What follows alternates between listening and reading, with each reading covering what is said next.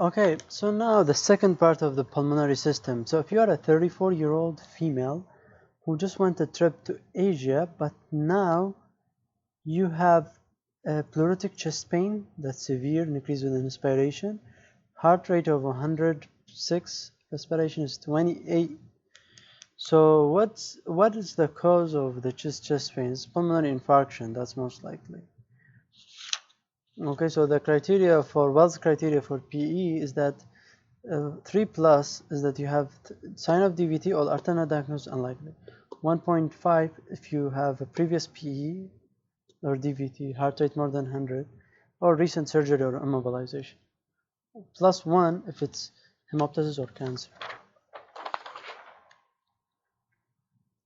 Okay, so if you have a dry cough and you're taking lisinopril, so I'll just reevaluate your drug taking history because could be lisinopril causing that.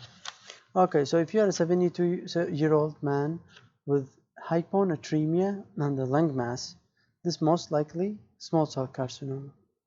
So the paraneoplastic syndrome associated with small cell cancer can be endocrine, which causes side itch, hypercalcemia, and Cushing syndrome. Hematologic can cause hypercoagulability, Trousseau syndrome, deep vein thrombosis. Neurologic can cause Lambert-Eaton syndrome, ataxia, autonomic or sensory neuropathy. And musculoskeletal can cause hypertrophic osteoarthropathy, clopping, dermatomyositis, and polymyositis. Okay, if you are a 24-year-old man present with low back pain that wears at night and improve with a rising and with exercise, FEV1 over FVC is 95%, vital capacity 75%, FRC is 10% of predicted. So what's caused pulmonary function? This is most likely chest wall motion restriction. So the symptoms of ankylosing spondylitis is a low back pain, onset of age less than 40, insidious onset, improve with exercise, but not with rest, pain at night. Okay, when you have hip or buttock pain, that's ankylosing spondylitis, limited expansion of the chest, spinal mobility, enthusiastic, tendon of the inflammation of the tendons, systemic symptoms like fever, chill, fatigue, weight loss, can have anterior uveitis, unilateral pain, photophobia, and blurry vision. Okay, so if you are a 66-year-old man and complain of exertional dyspnea and anterior posterior chest diameter is increased, breath sound are decreased bilaterally with scattered expiratory wheezes. Okay, what should give you right now? You're taking albuterol, so I should give you a muscarinic antagonist. That's how I treat you. Okay, albuterol, ipratropium, I mean, sorry. So if you are a 40-year-old male with a fever and dry cough and shortness of breath, on exam I found diffuse crackle all over lung field, chest X-ray shows diffuse interstitial infiltrate. Temperature is 102, blood pressure is 120/70, pulse is 112, respiration is 28. Okay, so what causing the aspirator interstitial infiltrate? It's most likely pneumocystis pneumonia, especially if you're on chemotherapy. That's most likely the reason why you have that. Okay, so if you are a 43-year-old female with rheumatoid arthritis and the pleural fluid shows glucose of 28, lactate dehydrogenase of 252. So what explains low pleural fluid glucose? Because high white blood cell count of pleural fluid, because it's an inflammation. Serositis, you have dullness to percussion in the right lower lung field. Empyema can be with arthritis. It's systemic inflammation. Can cause anything. So if you're a 68-year-old female with chronic obstructive pulmonary disease, you came to the emergency room with an increasing shortness of breath and cough for the past 12 hours. Okay? I gave you oxygen, levofloxacin, methylprednisone, ipratropium, albuterol, but you still dyspneic and bedridden, and the PCO2 is still 60. What should I do right now? Now I should do NPPV, non-invasive positive pressure ventilation for COPD. Very good, nice question.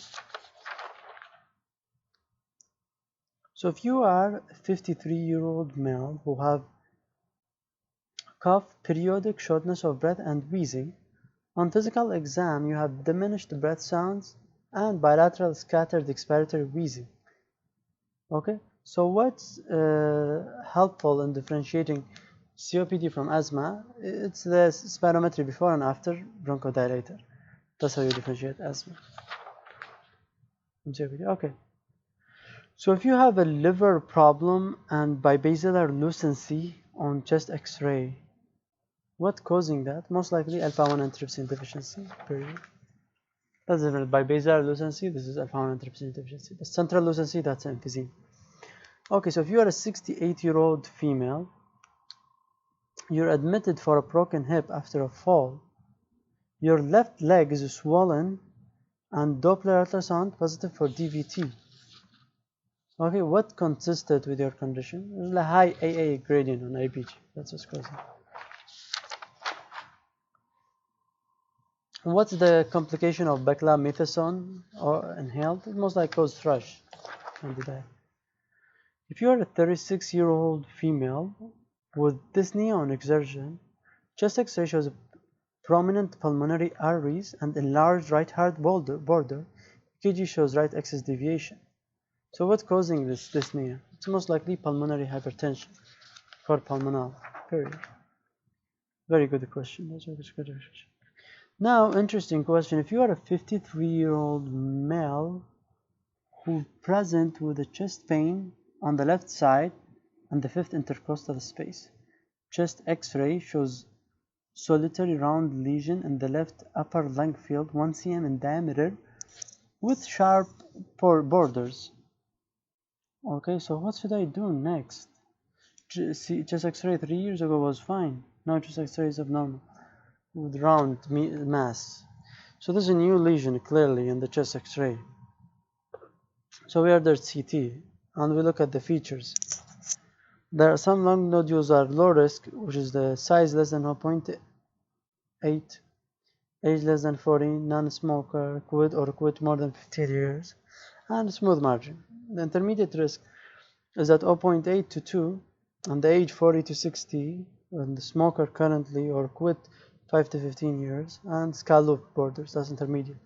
If it's a high risk, more than 2 cm size, more than 60 years old, current smoker, and the quit less than 50 years, 5 years. Okay, and they have coronal radiator or spiculated borders. That's the lung lesion. Okay, now if you are a 65-year-old male with a COPD and increased dyspnea, worsening cough for the past 2 days, increased sputum production. When I do chest X-ray, I found flattened diaphragm with no infiltrate. Initial lab shows white BC of 11,000.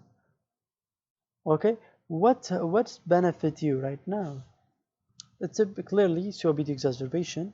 We already given him oxygen, bronchodilator, steroid, antibiotic, and PPV. Okay, so we gave him everything except the antibiotic. So now we give antibiotic with more than one cardinal symptom. And if there is no improvement with the NPPV or the NPPV contraindicated, then we do intubation. What do you find on chest X-ray? You find hyperinflation, ABG, you have hypoxia, CO2 retention, respiratory acidosis, and metabolic alkalosis compensation.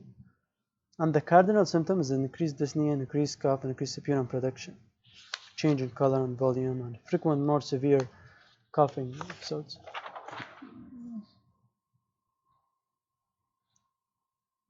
Okay, now now if you are a 24-year-old male with asthma and then the lung auscultation shows decreased breath sounds and prolonged expiration, bilateral wheezing, now the ABG pH is 7.4, PO2 is 68, and PCO2 is 40. So what's the poor prognosis here? Because of the normal PCO2. That means the PCO2 is tired of it, like everything is messed up, and the PCO2 is not reacting. PCO2 should be decreased right now, compensating should be hyperventilation, but since PCO2 is high, that's dangerous, most likely respiratory failure, it's causing it. Okay, now if you are a 19-year-old woman with coughing, wheezing, and breathlessness after a twice weekly workout session. So how can I treat you? You give albuterol 10 minutes before exertion. That's what treat.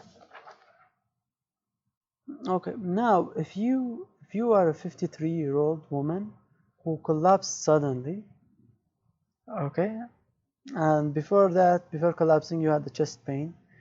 When I do the blood pressure is 86/50, and pulse is 120, and your diaphoretic, tachypneic, lung clear on auscultation. So what's the pathophysiology of massive PE?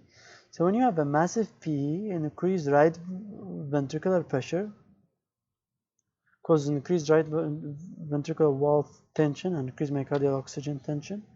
When you have increased tension, this will increase the ischemia, cause right ventricular hypokinesia. When you have hypokinesia, you will decrease the cardiac output or septal deviation toward the left ventricle. This causes decrease the preload. When you have decrease the preload, you can decrease coronary perfusion, decrease myocardial supply. That's how you have collapse in massive PE. So that's dangerous, pretty serious. Now, if you are a 34-year-old male who have scattered urticaria and using accessory muscle use, so what's cause of your breathing difficulty? Most likely upper airway obstruction due to anaphylaxis or something like that. Now, if you have Hodgkin lymphoma and you have a lung mass now, what's causing that? Most likely secondary malignancy. This is causing it. Now, if you are a 56-year-old woman with a fever, heart rate is high, respiratory rate is 30, heart rate 140, respiratory rate 30, and you have a shortness of breath and sudden chest pain started 2 hours ago, what's causing that? Okay, most likely PE.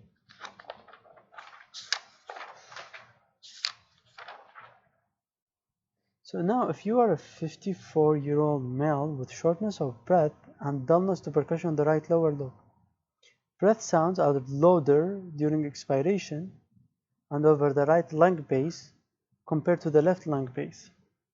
So what's causing that? Most likely consolidation of the lung.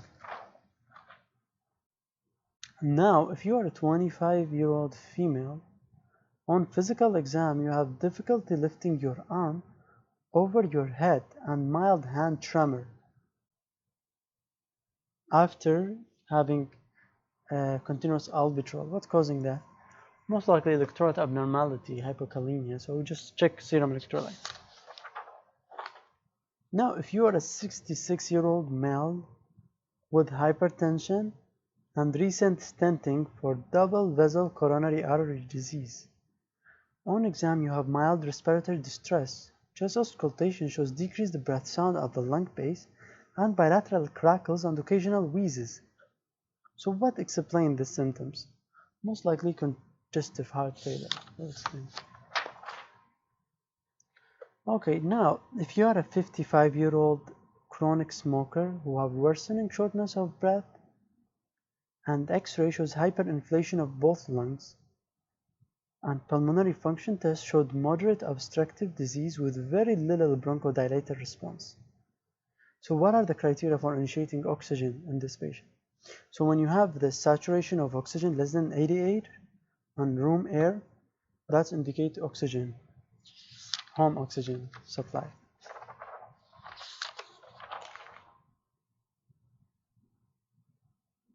Now, if you're a 34-year-old male who had a head trauma, after the head trauma, you had bicarbonate 17 and PaCO2 is 20, PaO2 is 124 and pH is 7.5.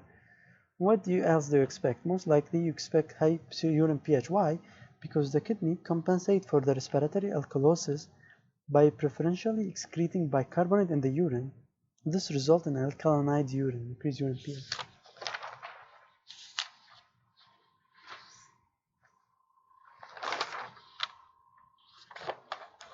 Because this patient has respiratory alkalosis, so the kidney will just excrete the bicarbonate, so you're causing problems. Now, it's an important case. If you are a 44-year-old male who involved in a motor vehicle accident, okay, chest X-ray shows bilateral fluffy infiltrate. So you have ARDS. So we started mechanical ventilation. FiO2 is 90, tidal volume 400, PEEP is 5, respiratory rate is 12. What should I adjust right now? Okay, now increase the PEEP. That's the best thing so that we prevent ARDS from happening, from worsening. Okay, now if you are a 37-year-old alcoholic female who, since you've been admitted, you have JVD distension and diffuse crackles. So what's causing that? This most likely it's acute respiratory distress syndrome due to the lung manifestation bilateral interstitial infiltrate. So what are the criteria for acute respiratory distress syndrome? You have a new or worsening respiratory symptom during past week or within 1 week of known clinical insult. And you have bilateral lung opacities on imaging consistent with pulmonary edema.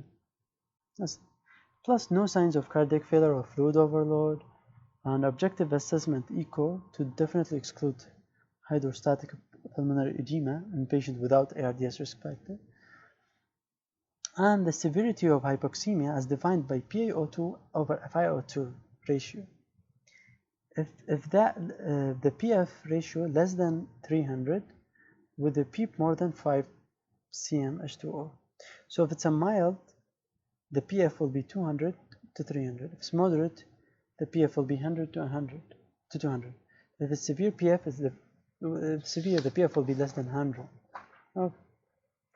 Now, if you have a dry cough and a tumor on the upper sulcus, what do we call that? Superior sulcus tumor.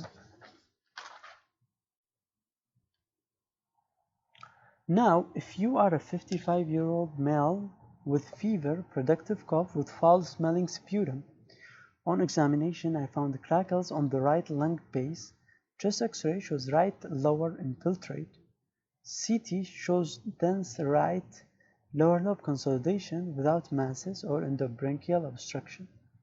So what's responsible for this patient's symptoms? It's most likely excessive alcohol intake. So that's what's causing this recurrent pneumonia. Now, if you are a 65-year-old male, when on CT I found 2 cm peripheral round lesion with the right lower lobe surrounded by lung parenchyma and the border irregular. What should I do? Just resect them surgically. So this is how you work up solitary pulmonary nodule. If you're high risk of malignancy, surgical. If it's low risk, you look at the size. If it's more than 8, then you do PET scan or biopsy. If suspicious of malignancy, surgically. If non-suspicious, you do serial CT scan. That's if it's more than 8. But if it's less than 8, we look at the cutoff is 4. If it's less than 4, equal or less than 4, look at the malignancy risk. If it's intermediate, serial CT. If it's low, no follow-up. But if it's more than 4, then we do serial CT scan. Now, if you are a 51-year-old male who had acute respiratory distress syndrome where you have acute pancreatitis, and then I gave you mechanical ventilation. After the ventilation, the central venous pressure increases from 10 to 15 cm water. On chest auscultation, breath sounds absent on the left side. What is that? This is tension pneumothorax. Period. This is tough one. Now, if you are a 60-year-old Caucasian female, you presented with a progressive shortness of breath for the past month, and you had 30-pound weight loss. Okay, when I examine you, I found decreased breath sounds and dullness to percussion on the right, middle, and lower lobe of the lung. What should I do next? On the pleural effusion of chest X-ray, I'll do thoracentesis. That's the best thing I can do right now. Now, if you are a 62-year-old male with a progressive exertional dyspnea and you're an industrial worker, FEV1 is 70% and FVC is 65%. DLCO is decreased. What is that? This is an interstitial lung disease. Okay, so this one is spirometry reading. If you have low FEV1 over FVC, It is obstructive. Then you do bronchodilator challenge. If increased FEV1, then asthma. If no change, then COPD.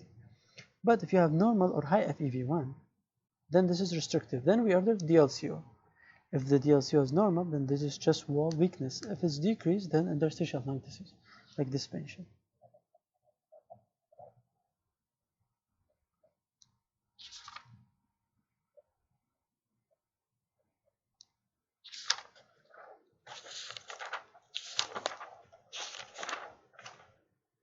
Now, if you are a 22-year-old male, who had a motor vehicle accident, and now blood pressure is 90/50, pulse is 21, pulmonary exam shows coarse breath sound bilaterally, and you're responsive to painful stimuli only. And you have multiple broken ribs on chest X-ray. What is that? This is called flail chest. Okay, now if you are a 65-year-old woman with 6 months of dry cough, worsening dyspnea, your dyspnea progressed, so now you're able to walk only a few steps. On chest X-ray, I found diffuse reticular opacities. What's causing that? It's most likely interstitial lung disease, increased AA gradient, alveolar arterial gradient. So what are the clinical features of interstitial lung disease? Could be sarcoidosis, amyloidosis causes, could be infection, fungal, TB, pneumonia, occupational environmental exposure, silicosis, hypersensitivity pneumonitis, connective tissue disease, SLE, idiopathic pulmonary fibrosis, cryptogenic organizing pneumonia. Presentation, we have progressive exertional dyspnea or persistent cough. Pulmonary finding due to other underlying causes may have silicosis, connective tissue disease. More than 50% they have smoking history. Lung exam shows fine crackles during mid-late inspiration, possibly digital clubbing. On lab, you have reticular or nodular opacity. High-resolution CT shows fibrosis, honeycombing, and traction bronchiectasis. On pulmonary function test, you have increased FEV1 over FVC, decreased DLCO, decreased TLC, decreased residual volume. Resting arterial blood gas can be normal or show mild hypoxemia. Okay, exertion usually causes significant hypoxemia due to VQ mismatch. Now, if you are a 28-year-old male who had history of bronchial asthma, which uses an albuterol inhaler, okay, now you had an average of twice per week of asthma symptoms, but no nighttime awakening. What should I do now? No, just continue the same thing. Don't add inhaled steroid. They want to trick you, so just be careful. Now, if you have idiopathic DVT, I gave you anticoagulation. What's the required INR? INR I want it to be 2 to 3 for idiopathic DVT, 2.5 to 3.5 for patients with a prosthetic valve. Okay, normal is 1 to 1.5. But so if you are 56-year-old male with a progressive exertional dyspnea and you're a plumber, on exam, digital clubbing, fine bibasilar and inspiratory crackles. Okay, and JVD is normal. What's causing that? Most likely decreased diffusion lung capacity. So this is interstitial lung disease. We said that. Fine bibasilar and inspiratory crackles. That's how it is. So clinical feature asbestosis could be prolonged asbestos exposure, shipyard. Those are the clinical features. Symptom more than 20 years after exposure can be happen. Progressive dyspnea over months or bibasilar and inspiratory fine crackles, and increased risk for malignancy, lung cancer, mesothelioma. How do you diagnose it? History and clinical finding of exposure, pleural plaque on chest imaging, virtually pathognomonic, interstitial fibrosis on imaging, or history of pulmonary function test with restrictive pattern, okay, and exclusion of other causes, other diseases. And that's it. That's the end of the pulmonary system.